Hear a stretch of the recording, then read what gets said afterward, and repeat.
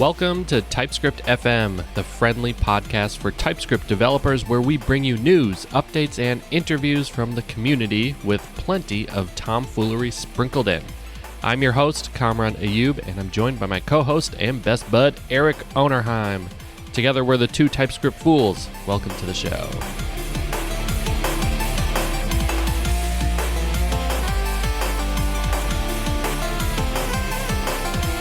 Welcome to the show, everybody. Welcome to the show. How are you? I'm doing okay. I'm finally well enough to start running again after this long recovery from the flu. Don't recommend the flu this year. If you can avoid the flu, definitely avoid it. So far, I've managed to avoid it. It's a real kick in the teeth.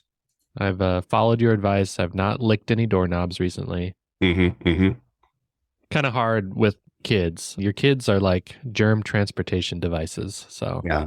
And I'm really jealous of my wife, who seems to be bulletproof. Maeve will get the illness. It'll pass through her super quick, bounce off the car, and then hit me and stick.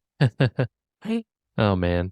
I'm the opposite, where I'm like your wife, where I don't really get sick that often. So thankful for that. What you got going in Excalibur lately?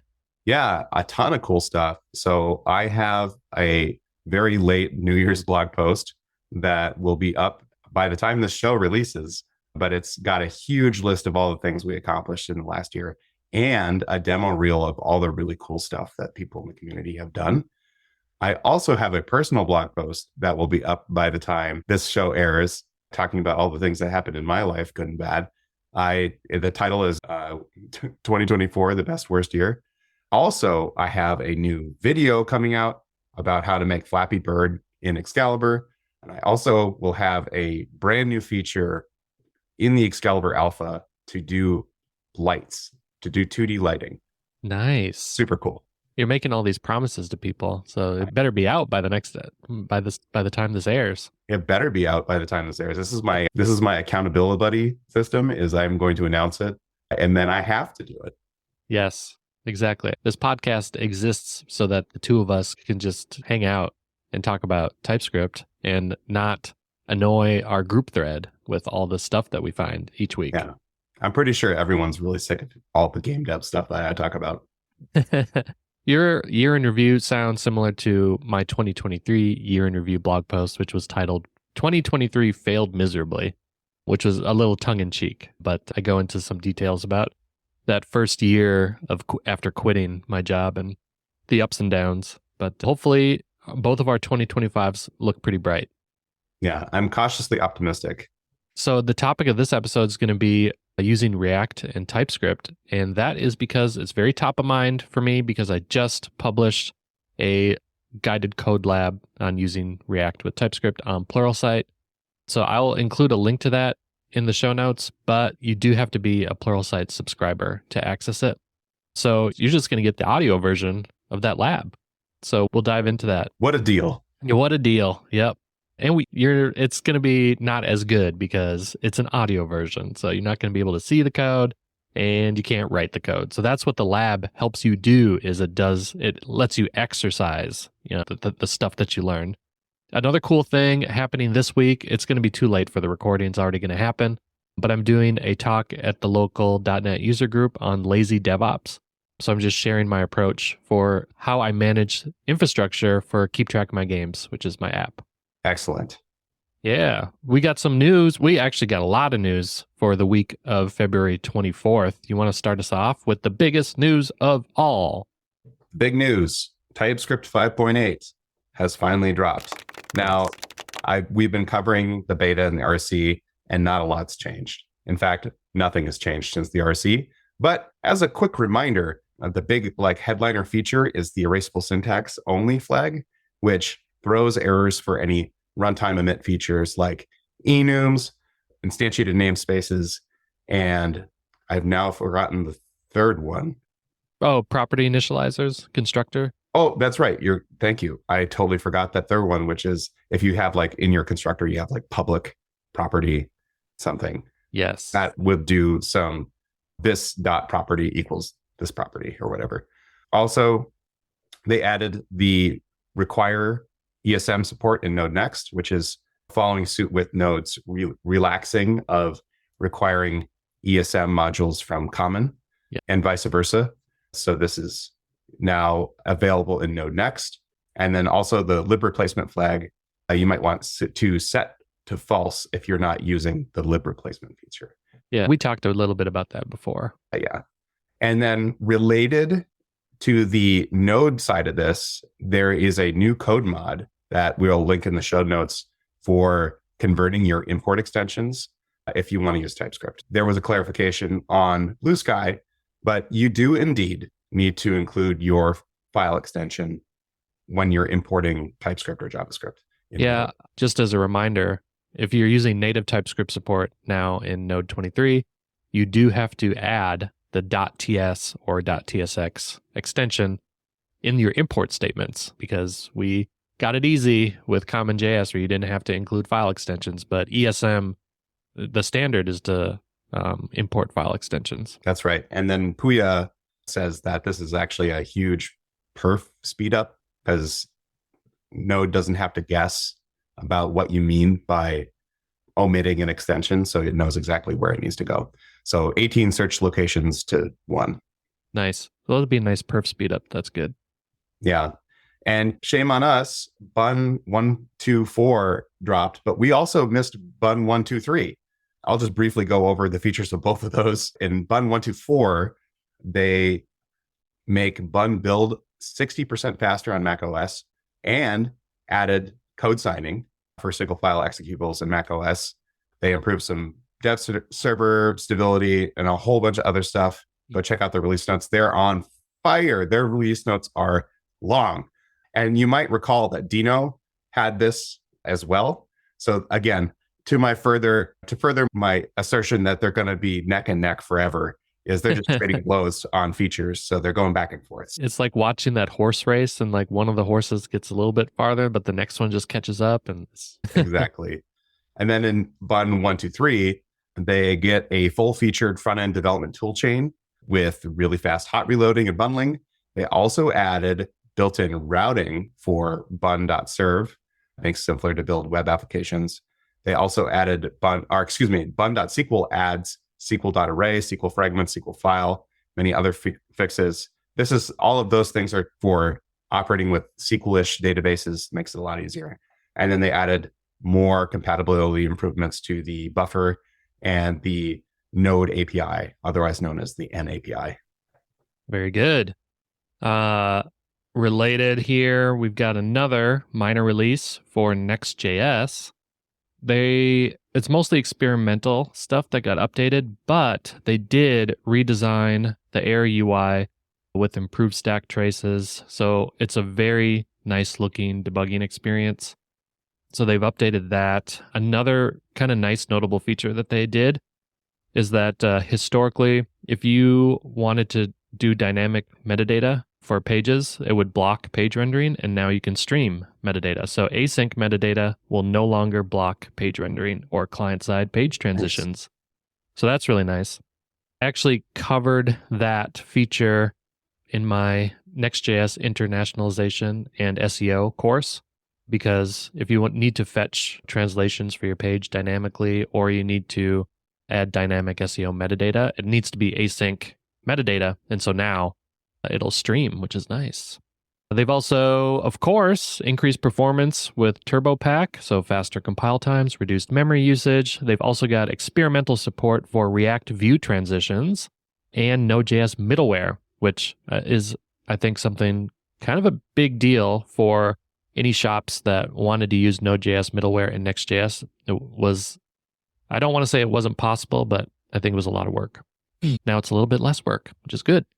Astro 5.4 brings remote image optimization and markdown, enhanced security for dev and preview servers, and regex support for Vercel ISR, which is incremental static rendering, excludes, and more.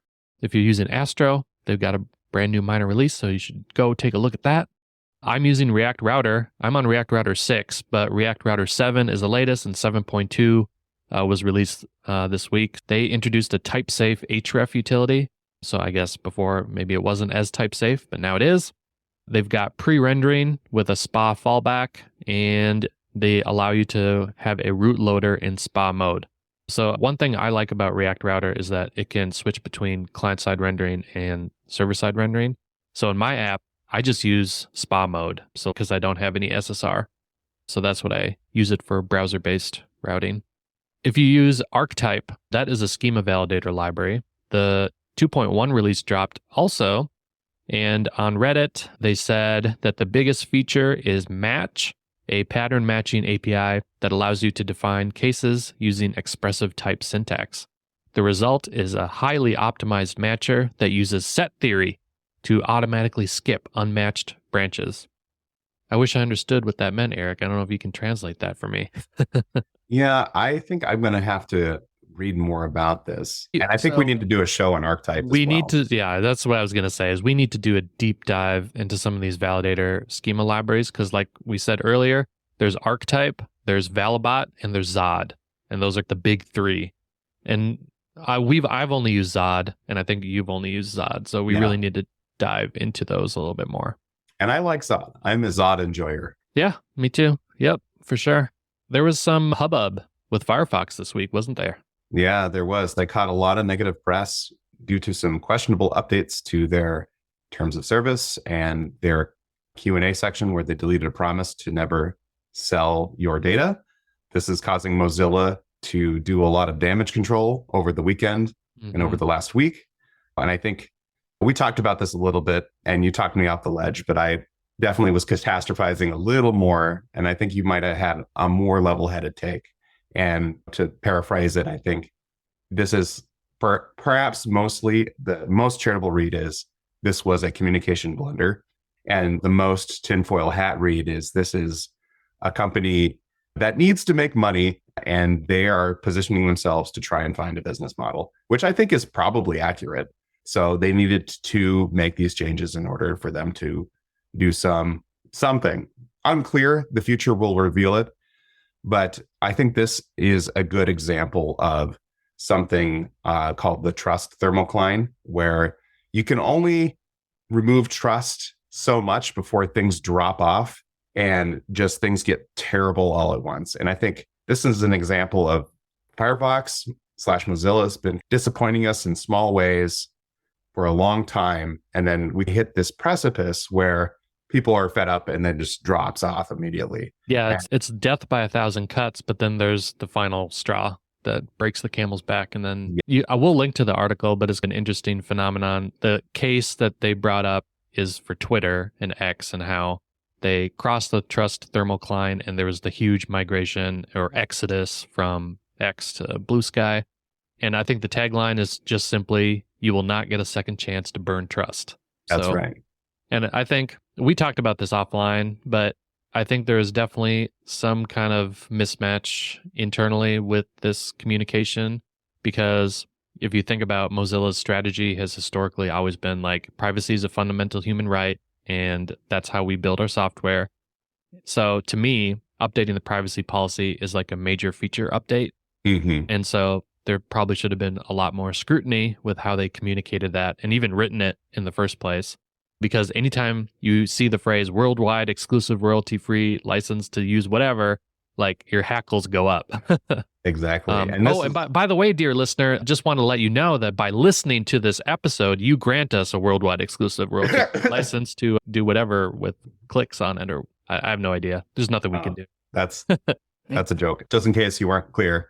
Yeah, and this is a spooky update from such a privacy-oriented company in the past. It's a spooky update. It just seems antithetical to their mission. So I think that's also... Hopefully they'll learn their lesson. And they added some clarifications, and you can read their blog posts and you can make your own decision based on what they say. Exactly. Next up on news, Warp Terminal is now available on Windows. And wait a minute. I thought you were using Windows Terminal. Now you're talking about Warp Terminal? The grass is always greener, sir.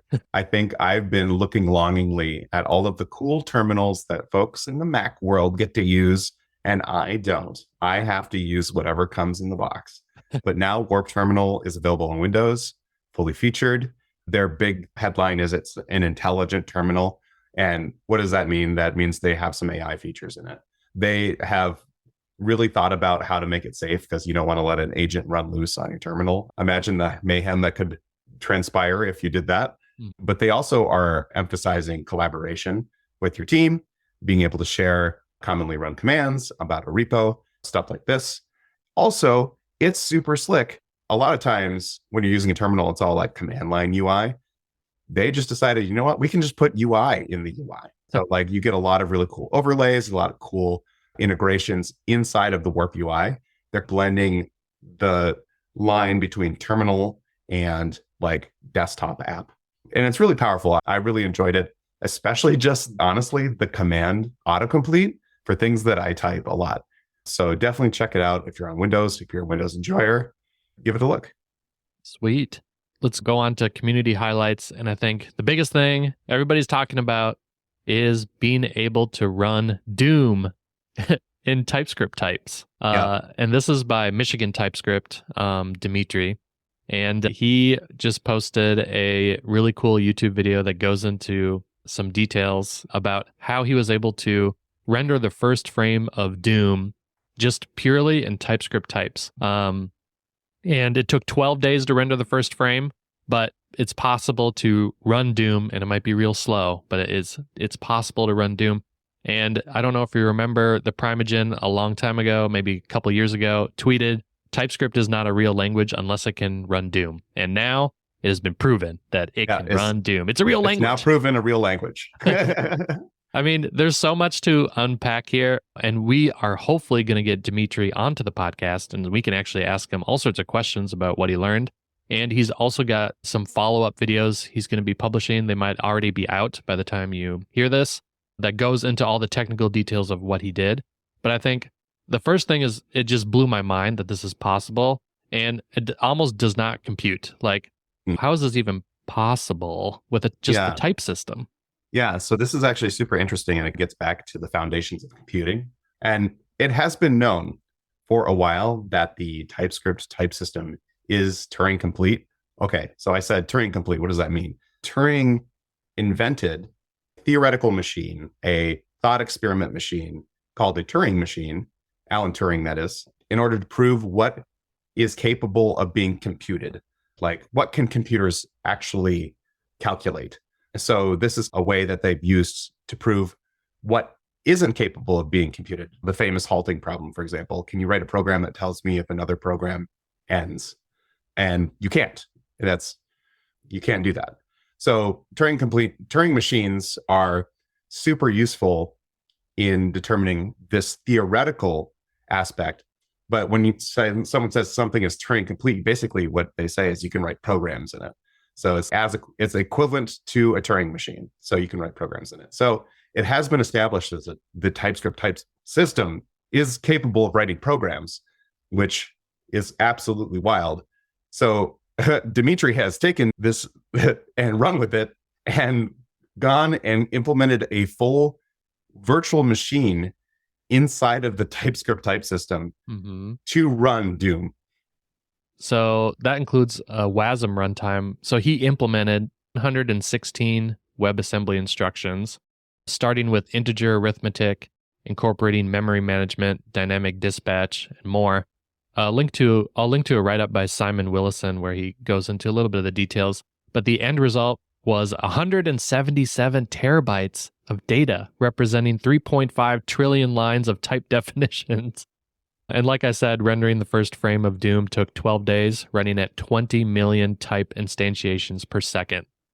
It's mind-boggling. I'm really excited to hear like how Dimitri went about this. I love how running Doom is the new benchmark for Turing completeness. They're basically synonymous now. If your thing can run Doom, it's Turing complete. That's a true statement, actually. So does that mean my graph calculator is a Turing machine? It does indeed mean it is a Turing machine. Yeah, because you can run Doom on a TI-89 or whatever. I definitely had Doom on my calculator. Very nice. Yeah, so one thing that this reminded me of, I don't know if you're familiar with Mark Seaman. He's big in the .NET community, but he's really big into F#. But he had several Pluralsight courses. One of them was on type-driven development for F#, and he talks about this. Like, how do you think about a system type first. So it's not completely like writing an entire app in just types, but he does have an example of how to write like a bowling game using types only. So he does go into some of those details. So if you're interested in how a type system can be used, I would definitely check that series out. So I'll link to that. All right. We've got, of course, our Dr. Axel corner. Did he have some goodies for us this week? Yeah, no. As always, Axel is on a roll, cranking out TypeScript content that is fantastic. He put up a gist of free TypeScript resources, and I recommend you check that out. It's got a lot of good links, including the articles by Bassarat, who I follow on YouTube and he's got fantastic TypeScript content. I've utilized a lot of what he's gone through in my own code. The next is Axel has an article on testing types, which I think more and more as your types as they become a Turing machine, you might need to test them, especially if they're getting more complicated, and to make sure that one, you're not maybe breaking existing type behavior if you have type tests, but also that they're doing the thing you expect that they're doing. So Axel has a great article about how you think about testing types. It's all about, okay, how do we build these things? And then how do we compare them to how we would do them in JavaScript? So Axel has a really great library called Assert with 3 T's. And you could take a look at that. And it's the article as a library. You can think of it. And then if you're interested in testing types and you're in VTest also has a way of testing types, different method, different syntax, but same effect. Yes, and that's actually what I used to write the tests for this lab. So we are going to do a separate episode on testing types where we can go into those details, but it was really slick. So I used VTest testing type helpers to do it. And each of the tests were no more than 5 lines long. Like, it was really simple. What else is there? Yeah, next up, we have trusted types for unsafe DOM access. There's a new ESLint plugin from a developer at Google called SafetyWeb, which looks for things that are unsafe. And what do I mean by that? It's not type unsafe. It's unsafe from like a security perspective. Like, you're about to do something that is a cross-site scripting vulnerability, or you're about to do something with an element that could be bad from a security lens. So it's definitely something that I'm going to be checking out in my day-to-day, making sure that I don't do bad things accidentally. So this is actually really nice because historically, I've only implemented stuff that checks for XSS attacks or like sanitizes at runtime. But this ESLint plugin will actually detect issues at development time. Exactly. That's cool. Yeah. And the canonical example is like throwing things in inner HTML from that were sourced from a user, dangerous stuff. Yes. There's a reason why the React API is dangerously set inner HTML. Exactly. Next up, another person I follow is Typed Rocks on YouTube. Again, recommend that you subscribe to them, but they talk about their fix to the Node file system streams API. They just had a PR merged into the definitely typed master branch where they add strongly typed event emitter signatures. And this is actually, if you take a look at their PR, which we'll have in the show notes, it's exactly how we do strongly typed event emitters in Excalibur. So it's actually a super slick pattern. You can create a type that catalogs all of the possible methods, all the possible events that are there, and their signature. Because not all events are created equal. Sometimes they pass you data in, sometimes they don't. And so this is a great way to build that pattern into your own libraries if you want to go and take a look at this. It's very cool. Sweet. Eric, what kind of socks do you wear? Usually, like, I'm one of those cringe-worthy, like, low-rise socks wearers. The kids these days are wearing those I don't know, you want to call them socks up to the mid calf. And that I don't know, looks weird to me. Well, maybe you could just try on some new WebSocks. WebSocks. You get it? So WebSocks is a new library. It's a TypeScript first WebSockets router for Node.js. So if you do WebSockets with Node, maybe you don't want to use Socket.io or whatever the cool kids are using these days, you can go check out WebSocks. And in the past, I've used Socket.io.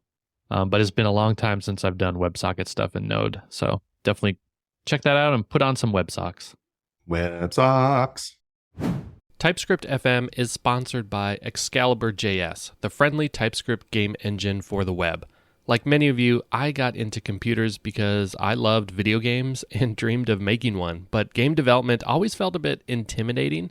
Instead, I built a career in web development, though that dream of making games never really went away. Then I met Erik, who showed me I could use my HTML, CSS, and JavaScript skills to create games with just a bit of game design knowledge and the right engine. ExcaliburJS makes game development approachable, offering everything you need to build 2D web games. Arcade physics, sprites, animations, input support, and integrations with tools like Tiled and AceSprite. It's beginner-friendly, yet flexible enough to grow with you. Our team has published 10 games using Excalibur, all written in TypeScript. If you're a web developer looking to dip your toes into game dev or sharpen your TypeScript skills, give ExcaliburJS a try at excaliburjs.com. Click the big tutorial button to start building your first game, Excalibur, a Flappy Bird clone. After that, join our friendly Discord community of web developers who love to help each other and share game dev tips. Sweet! Let's talk about TypeScript and React. Erik, are you a React developer? I have somehow managed in my professional career to dodge React until now. Like only in the last year or so have I been using React. And I've been using it very sparingly and very sparsely. It's mostly to support folks that are like, hey, I want to build this game UI and I know React, which is totally fair. And like, how do you do it? How do you do a game UI in React? So that's my kind of level of being able to interact with React. And I know enough of React to be like, oh, yeah, you're using a hook wrong. But that's all I got. Nice. Well, that's good. For this conversation, I think that's going to be really helpful because you don't even need to play the fool. You can actually be the fool. I am the TypeScript fool with regards to React. Yeah. So you can ask me questions and I will try to answer them as best I can. And dear listeners, he has told me a couple of the questions that he's going to ask, but he could spring some new ones on me and try to stump me. But let's dive into a little bit. So first of all, when would you use TypeScript with React? There's a couple prerequisites. One, you sort of have to be familiar with React patterns. So the fact that you are dangerously familiar with React is helpful. And then you also need to be familiar with TypeScript. So there's these two prerequisites that come into play. And so really the trick is, how do you get them to work together? What are some of the nuances with them? And I would say overall, it's fairly straightforward. It works like you would expect, but there's some nuances with how React passes typings around that we can get into. We're going to start simple, and my lab is built with Vite. So if you want to start with a blank React TypeScript template, you can use the Vite create React-TS template, and that would scaffold an entire project for you with just vanilla React and TypeScript. But I want to talk about a couple of the config options that you're going to need to set and some of the ones that I set for the project. So we've talked before about verbatim module syntax, which is a relatively recent flag. I think it was introduced in 5.0, but don't quote me on that. Erik, do you remember what verbatim module syntax does specifically?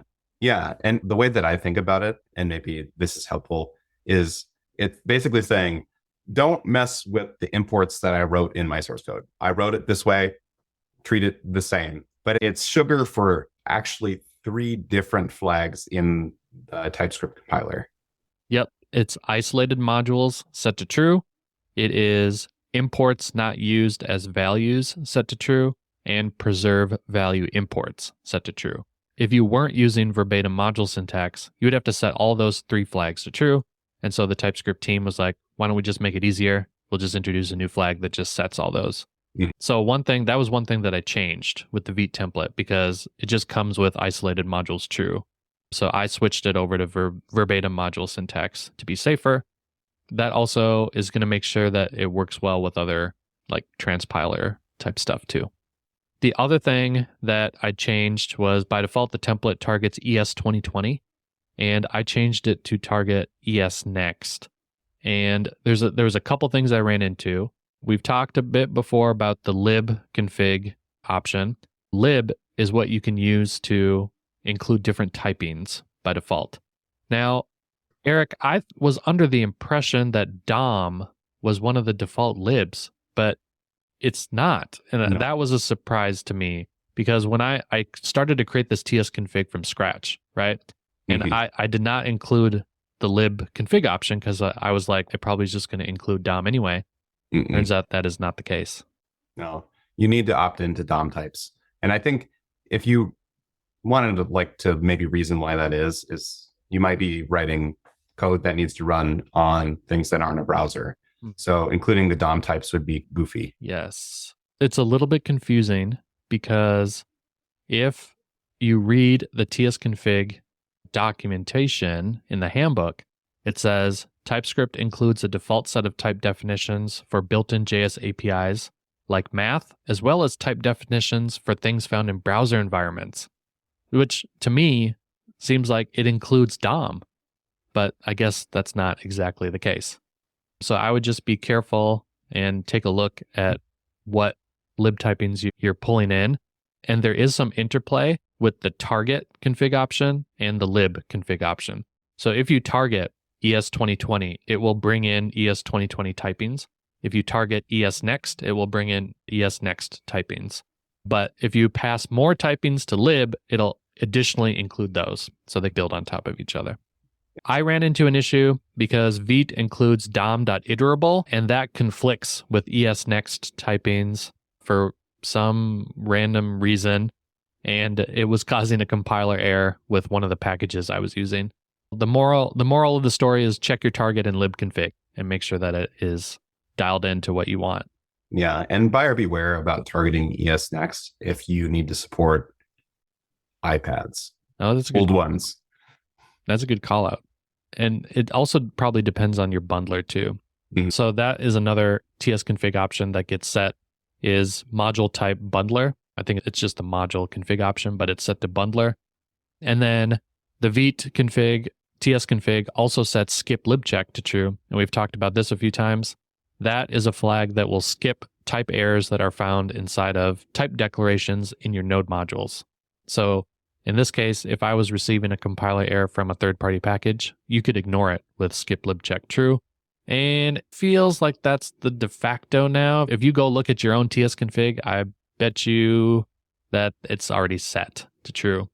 So that speeds it up. Like that speeds up the build. So and that's one reason why a lot of people just enable it.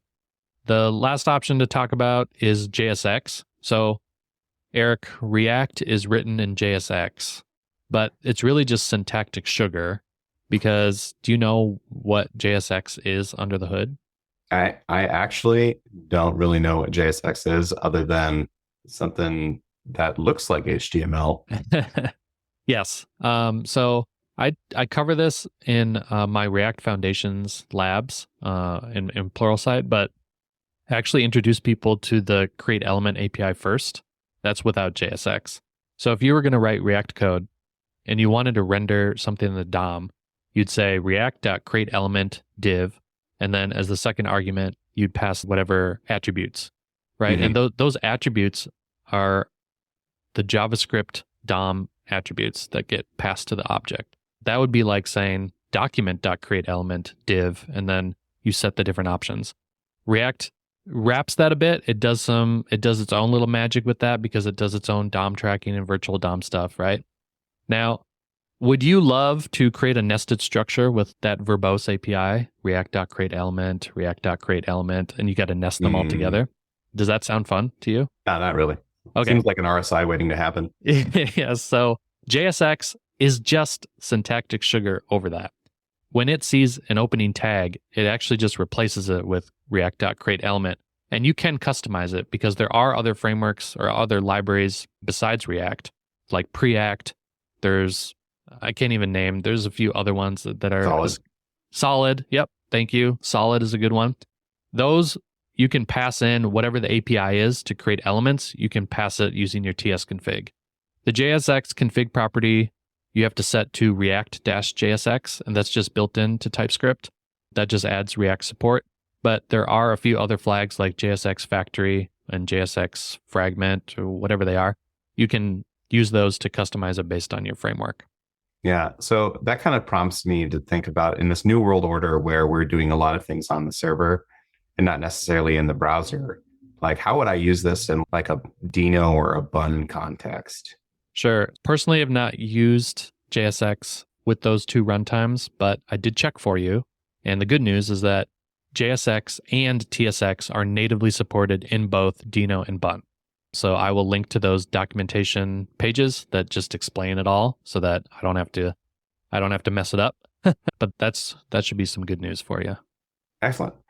Okay, let's get into the pretty basic thing. The first thing you probably want to do when you're working on a React app is to type your components and props, right? So props are the data that you pass to components. And if you're using functional components, a component is defined with a plain old function. It has a capital letter. That's actually what denotes it as a React component. And it accepts one parameter, and that parameter is props. And it's just an object that contains a whole bunch of properties, whatever you need to do to render your component. So typing a functional component is really just the same as typing any kind of function in TypeScript. So you have your props and you give it a type annotation, and you can declare those prop annotations inline, or you can extract them into an interface. And that's what I would recommend if you have more than 2 or 3 props, because as you've probably seen, if you're destructuring and you've got an inline prop annotation, it gets a bit messy. Yeah, my human lexer and parser doesn't really compute very quickly when I'm looking at both a deep destructuring of a prop and also a type definition in the same line. I'm like, okay, what is happening on this line? There's a lot of syntax. Yes. So there are a couple nuances here. First of all, there are 2 ways to define functional components, right? So you could declare a const and then set it to an arrow function, right? Mm-hmm. That's one way to do it. Or you can use a named function using the function keyword. Now, personally, I prefer named functions. One of the reasons why I prefer them is because in stack traces, they give you the function name. So that's why I like them. But it's also totally valid to declare constants and assign an arrow function to them. In the past, I've seen advice to use some built-in React typings called FC and SFC. One stands for functional component. The other one stands for stateless functional component. They're basically the same thing. I wouldn't do that. Nowadays, I would just say type the props, and that's it.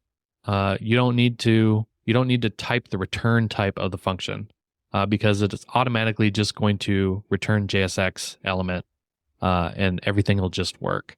I can't really think of too many cases where you need to explicitly type React components with a React typing. So I would just keep it simple. The other nuance is typing the children prop, because that is a special prop that React handles for you. That is where you can nest stuff together, right? So even in HTML and JSX, you can nest children within each other. So a div contains a paragraph tag, contains a span tag or whatever. Those are passed through children. My advice is to explicitly type it. And the reason I say that is because sometimes you want to accept children for your component, and other times you don't need to. If you use one of the built-in utility types called props with children, it is basically the same as like intersecting an object that contains a children prop, except that it's optional. And I don't like that all the time because I would rather just be explicit and say this component accepts children or doesn't, not one or the other. So if it's truly optional, then you can use the props with children helper. Otherwise, I'd say don't even bother typing children unless you need to. And there's a specific type that React ships with called React Node that represents anything valid as children. And it gets a little bit complicated because technically, like, it could be a literal string. So if you imagine a span tag, span's just going to have a literal string as the child, right? Mm-hmm. If you have a UL, like an unordered list, you're going to have list items, li tags, as children. That's an array of nodes. If you just have a div tag with another child, that's a single JSX element that can be your child. So the React node is like a type union between all those different acceptable types. So it's just a shortcut to just say, whatever's a valid React node, that's what I accept as my child. I feel like that's a confusing type because I would have figured that was like, we're talking about node right now. I know. I can't control what the types are, but that's the one to use. As far as where to put prop types, I prefer to put them right next to the component, usually at the top of the file, but you can technically put them wherever you want to. I've worked on teams where previously, if it's a really big prop type, which would be a code smell to me, but sometimes people prefer to put it in a types file right next to the component. So Sure. it depends on how you want to organize your components in React. Like you could have a folder that represents your component, and then you have an index.tsx file. Next to that index.tsx file, you could have a types.ts file, and that's where your types are that you use. I would sometimes do that if the component itself can be really complicated and you don't want to like confuse people by having a bunch of types declared at the top of the file. It's personal preference, however you want to organize your types, you can do that. One question I have, we've talked about like the common ways of doing components, which is doing an arrow function or doing function keyword. But I like classes, sir. Can I use classes? I feel like that's a loaded question. It's a good question though, because technically the React team says you can use class components, but I would say that is akin to saying like you ask your friend, do you want pie or cake for their birthday? And they say, I prefer pie. And then you bring cake and he stares at you and you're like, I told you that I prefer pie. Why didn't you listen to me? Technically you could bring cake. That's fine. The issue is that modern React code leverages hooks a lot, and you cannot use hooks in class components. There's one case where class components do make sense, and that's with catching component errors. That's the way to define an error boundary, is by defining a class component, because it has an API that allows you to catch children errors. So that's usually how you define an error boundary. But in most other cases, I think you're going to be better off with functional components. But nothing says that you can't use a class component. It's just that you're not going to be able to use hooks. So a lot of the modern libraries like Redux and React Router and TanStack Router, all those are going to have hooks as a primary API. And I don't even know if they provide full APIs for class components. So I think the ecosystem is definitely moved over to hooks. And if you read the latest React docs, it pretty much all just emphasizes hook-based components and functional components. And additionally say that as Pluralsight authors, we've been advised to not talk about class components in our courses. Oh, no. Do the taboo class component. This is fine. This is not covered under Pluralsight. I can talk about whatever I want to. But that's another consideration, is a lot of the training material courses that you take might not even really cover class components. And functional components have been a thing since, I don't know, React 16, maybe a little bit earlier than that. So they've been around like five or more years. So the community's moved on. Next up, typing events and callbacks. An interesting nuance here. If you want to handle input change events in order to update their value. So first, it's worth saying you can have an input type, and React distinguishes between controlled components and uncontrolled components. And that probably doesn't mean anything to you. Nope. But essentially, it's a choice between, do you want React to control the value of the input, or do you want to let the browser control the input? So it's simpler to let the browser control it, but then you don't have as tight control. So if you need to programmatically update the input's value, that's when you want to reach for a controlled component. And that's when you can just pass a state, a React state, to an input value. But anyway, if you want to handle that on-change event, you have to pass a callback.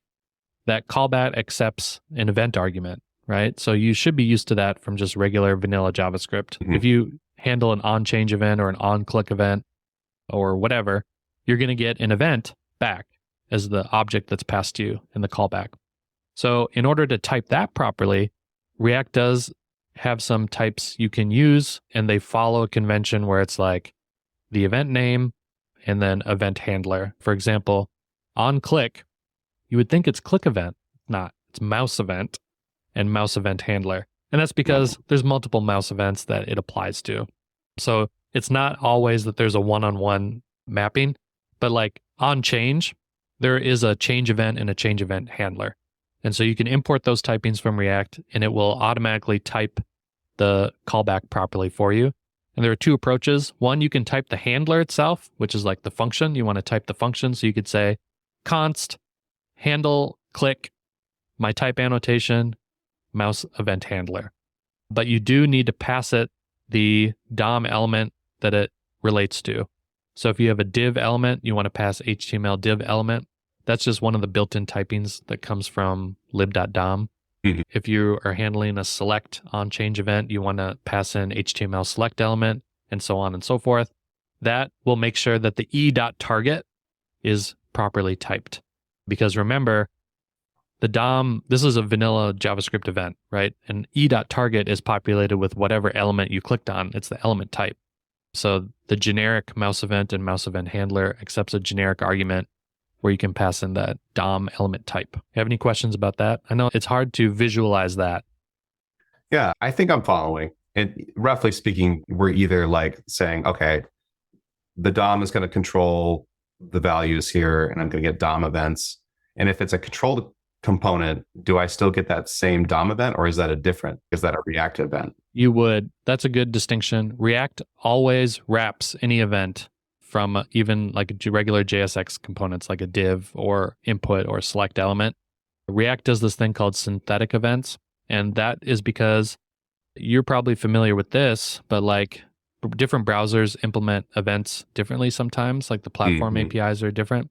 And we ran into this with Excalibur, right? So like a touch gesture or pointer event or a mouse event is not always consistent between all the browsers. Similarly, React wraps all native event handling with a synthetic event. So it tries to normalize the differences between the different browsers. Okay, now moving on, you've got events and callbacks that you can handle with TypeScript. One thing I like to say is that if you're working on an existing JavaScript project and you're migrating to TypeScript, I think it's always a good idea to start with the data layer and then work your way down, because if your app is dealing with APIs, that data, it's working with that data. So it makes sense to start there because those types are usually going to flow down into components. So if you are typing data, I mean, there's nothing really too different than just regular TypeScript typings, except that you might need to type like fetch API calls and stuff like that. And you might want to create a module where you put all those API typings in just to keep them all in one place.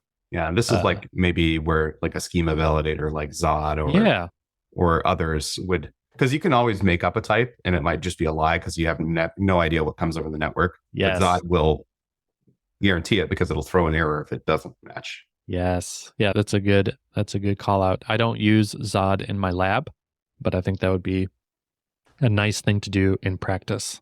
And at Target, we call these domains, like domain modeling. And that term just comes from domain-driven design.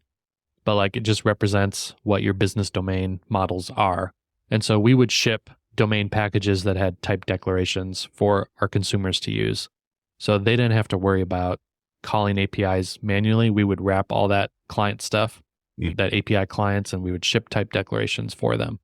Great. So Erik, you may recall in vanilla HTML, if you have a form, it gets submitted places, right? Like it can post to an endpoint, right? Now, normally that endpoint is the server. So it does a full page reload, right? Yep. Now, in React 19, they actually overloaded that action prop so that you can pass a function, and that function can return a promise or it can be void, but it executes on the client. So it doesn't do a full post back to the server. Right. All it does is you can just think about it as a callback that accepts the form data that's submitted. And so to type that, it's the same as any other kind of callback. It accepts the form data.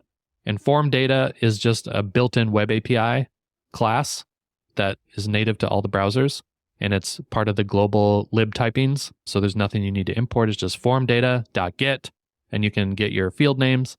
And it returns usually whatever the form data available formats are, usually string, file, and maybe null, I think, is another one. So the only thing really you got to do there is you're just casting the data to the right type. Because if I say form.get username, more likely it's a text input. So you want to cast it to string. Otherwise, TypeScript's going to say it could be a string or it could be a file or it could be null. I don't know what it is. So you just have to cast it. One thing that bites a lot of people is, I think form data, like the values, need to be serializable to a string. Yes. Unless it's a file. But it can't throw in like arbitrary objects in there. And that might just be that, at least it doesn't matter if you're using React or whatever you're using. That's just a common gotcha, I know from experience. Yep. And similarly, if you think about, you have a checkbox, its value is true and false, but it's really the string value, true and false. You know what I call those? I call them Schbooleans. Schbooleans. String booleans. Schbooleans. Nice. Same with number. If you have a value that's a number and you pass it natively in JSX, you can just pass the number and it works. But the value that gets written to HTML is a string. So when you get the form data back, you get a string.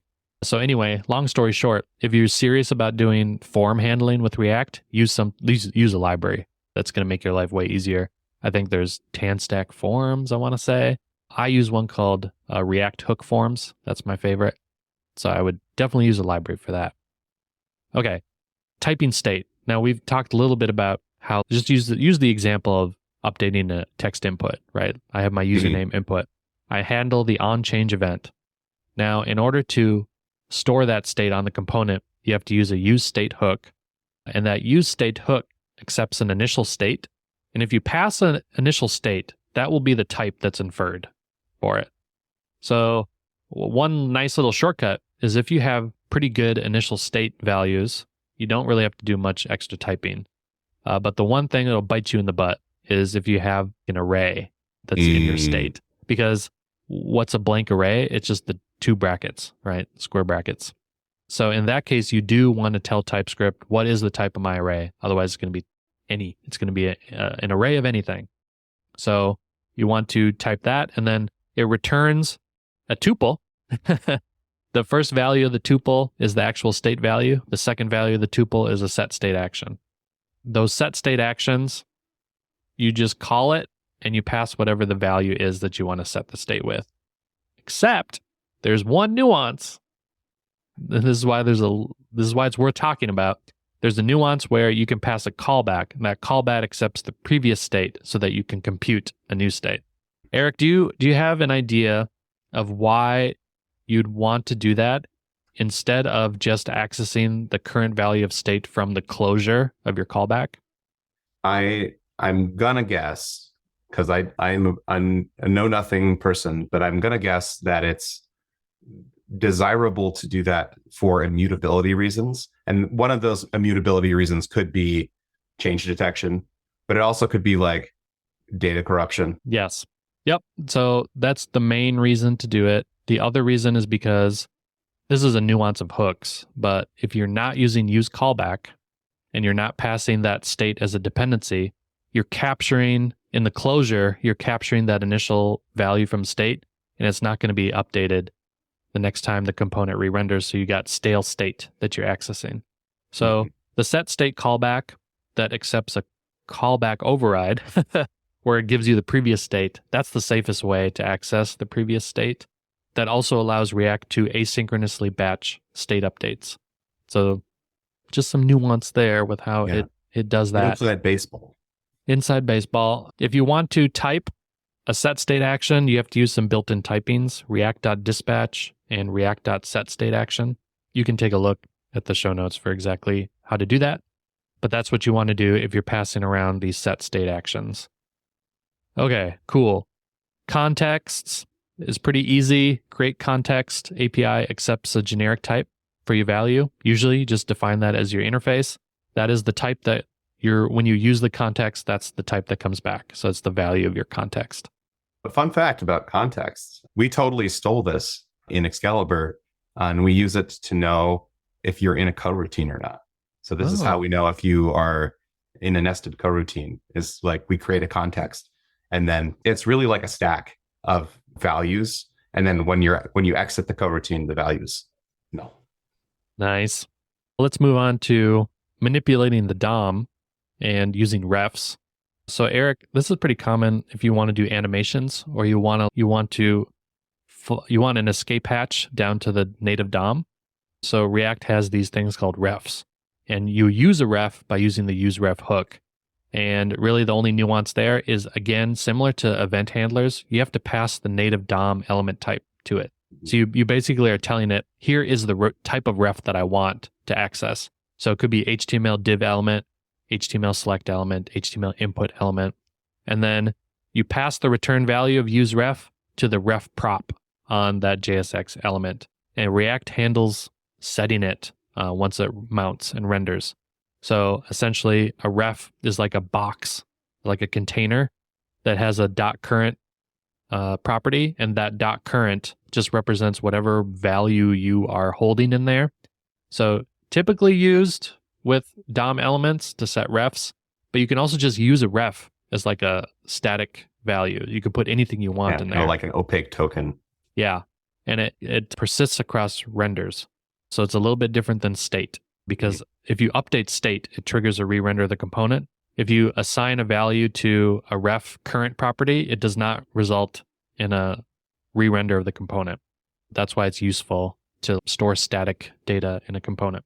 We see this a lot in game dev because of that.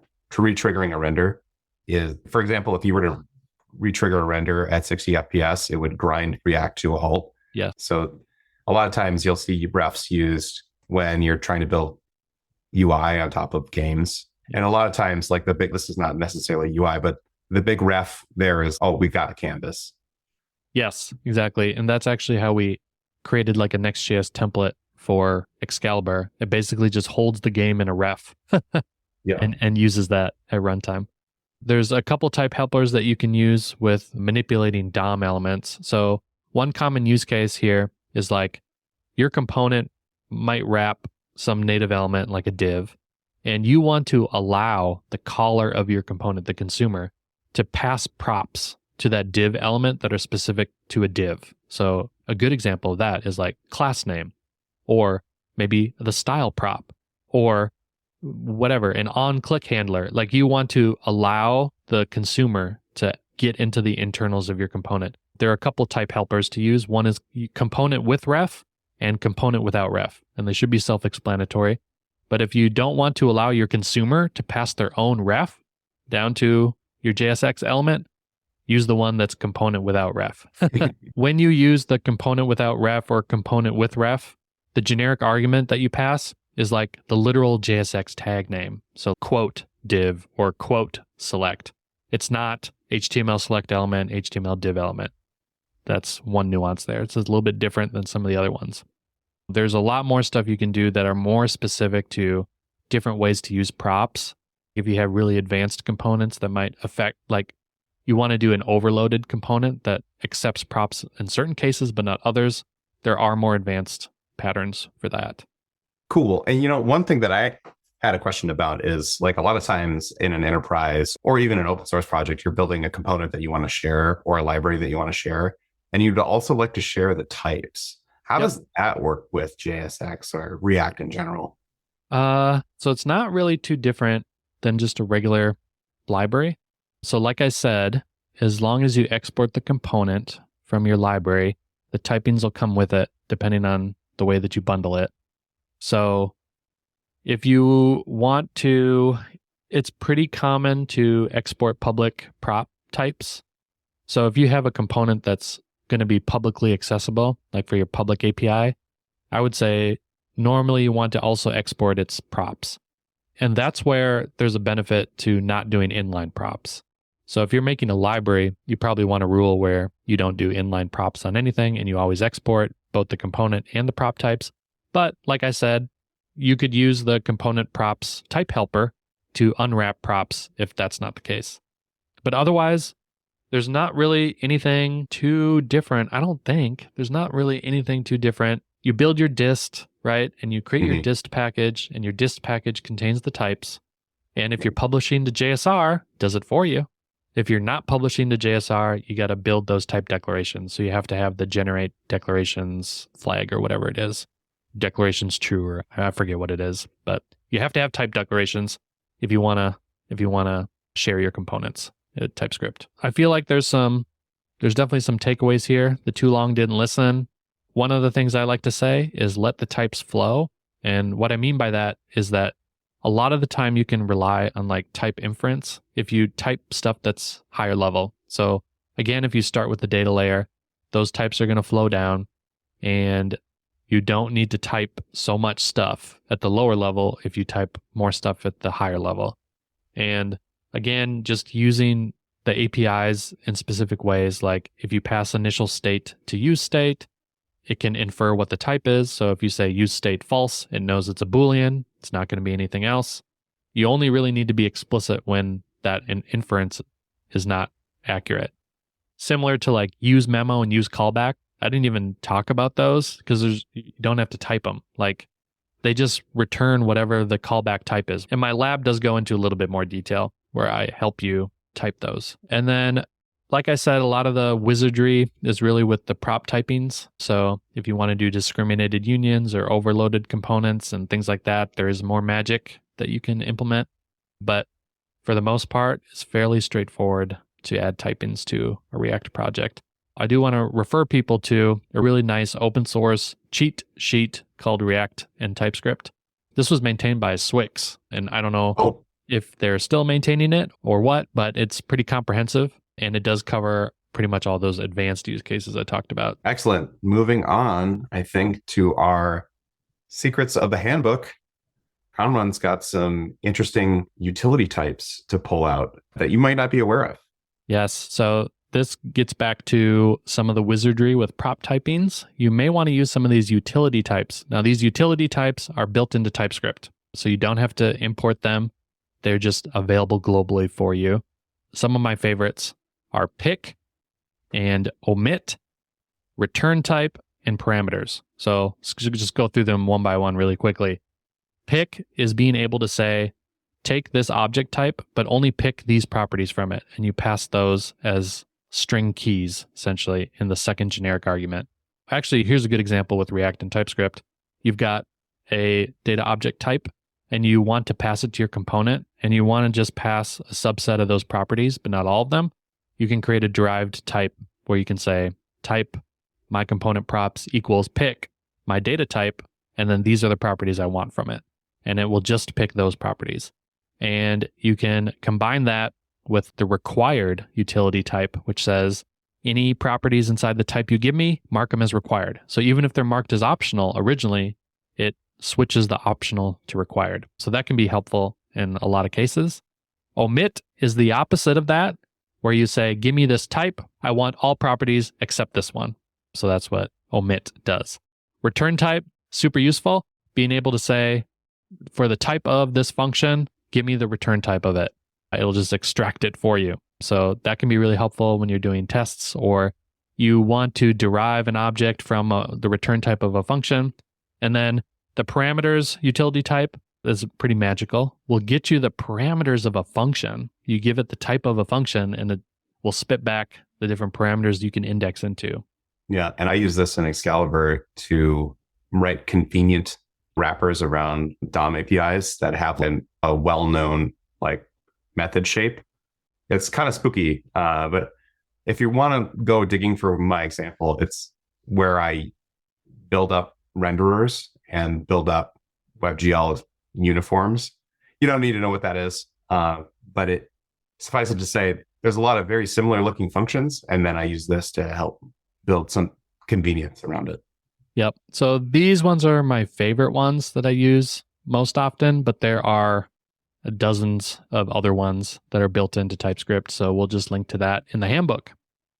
Awesome. Erik, you've been playing Balatro, which I have been playing on my phone, but you also know me as a pretty enthusiastic gamer. And one of the games I've been playing lately is Avowed for Xbox.